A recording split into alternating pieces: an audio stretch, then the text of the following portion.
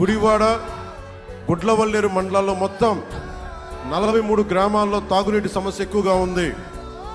నీరు రంగు మారిపోయింది, తాగడానికి అసలు ఉపయోగపడదని ఇప్పుడు నా దృష్టికి తీసుకొచ్చి ఇది నీళ్ళు ఎలా ఉంటాయి ఈ 43 గ్రామాల్లో చూపించారు. ఇప్పుడే లైట్ వల్ల తెలియట్లేదు కానీ ఇది పచ్చగా ఉంది నీరు, లోపల పురుగులు.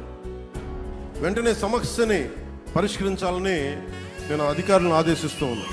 దానికి ఆయన వెంటనే స్పందించి తప్పకుండా వెంటనే చేపిస్తాను అన్నారు. వెంటనే అంటే నేను ఒక 20 రోజులు, 30 రోజులు, 40 రోజులు పడతామో అనుకున్నా. లేదు, వెంటనే అంటే వెంటనే. నేను అక్కడి నుంచి కంకిపాడులో జరిగింది సభ, గుడివాడ వచ్చేసరికి అందరికీ ఆదేశాలు. ఈ ఫిల్టర్ మెకానిజం ఎప్పుడు అలాగే ఉంది, ప్రతి చోట అలాగే ఉంది. గత 5 సంవత్సరాలు 43 గ్రామాల్లో 3,27,00,000 పెట్టి వెంటనే అప్రూవ్ చేశారు. ఆయనకి పెద్ద ధన్యవాదాలు.